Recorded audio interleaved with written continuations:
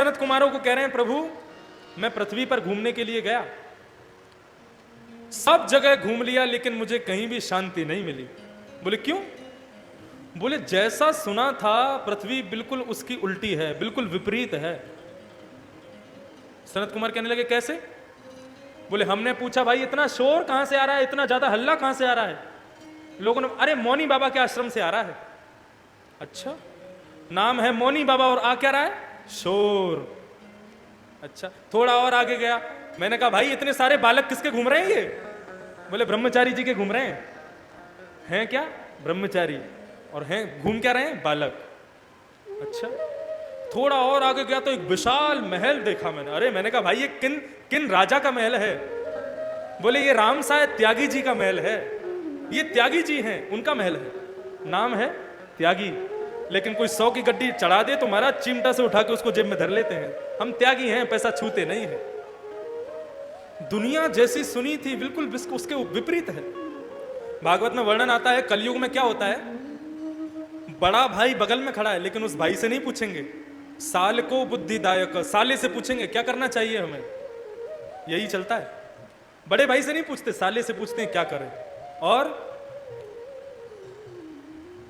घर में राज किसका चलता है? माताओं का।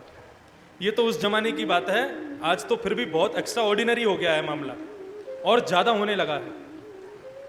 बस एक ऑर्डर में ही महाराज खड़े हो जाओ, बैठ जाओ, चल लो फिर लो, सब जितने भी पुरुष हैं सब गुलाम हैं माताओं के, घर की गृहिणी के गुलाम बन के रहते हैं। और बनना भी चाहिए, उसी में भलाई है सबकी, उनकी आज्ञा का पालन सिरोधार होता है। अच्छा एक बात बोले, जब घर की गृहिणी थोड़ी सी कड़क होती है ना, तो भाइयों का घर में मन नहीं लगता, इसलिए कथा में आके ज्यादा बैठ जाते हैं। हाँ, नहीं तो आप देखो तुलसीदास जी महाराज, तुलसीदास जी महाराज तो कलयुग में भाइयों की नहीं चलती, बहनों की चलती है, माताओं की चलती है। और क्या है? दीर्घ सूत्री। लोग कैसे होते हैं? 10 मिनट के काम को 1 घंटा में करते हैं, दीर्घ सूत्री। इस प्रकार से कलयुग की पूरी बातें बताई। बोले महाराज जैसा सुना था बिल्कुल उसके उल्टा है कलयुग तो। लेकिन इतने में ही मैंने एक आश्चर्य देखा। बोले कैसा आश्चर्य? बोले मैं जैसे ही वृंदावन में होकर के गुजरा तो वहां पर मैंने एक आश्चर्य देखा। बोले क्या आश्चर्य देखा? बोले एक युवती, एक नारी रुदन कर रही है यमुना के किनारे बैठ करके, उसकी गोद में 2 वृद्ध लेटे हुए हैं और हजारों नर नारी उसकी सेवा कर रहे हैं। जैसे ही मैं वहां से गुजरने लगा, उस रोती हुई कन्या ने मुझे आवाज दी है कि भो भो साधो क्षणम तिष्ठ मच्चिंता विनाशय दर्शनम तब लोकस्य सर्वथा गहरम। उस युवती ने मुझे आवाज दी, हे साधु रुक जाइए, यमन मेरी चिंता का निवारण कीजिए प्रभु। बंधुओं हमेशा याद रखना, एक बात मैं आपको बताऊं,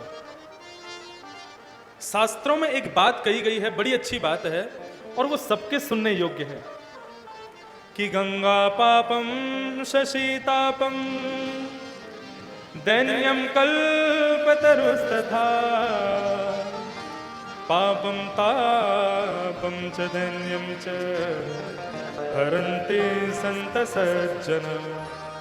बिल्कुल ध्यान से सुनना, गंगा पापम, यदि किसी व्यक्ति को अपने पाप दूर करने हैं तो क्या करे?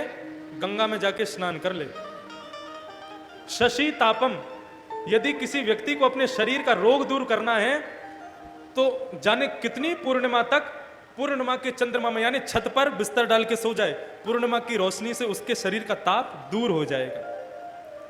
और तापम पापम च दैन्यम च हरन्ति संत सज्जन, किसी को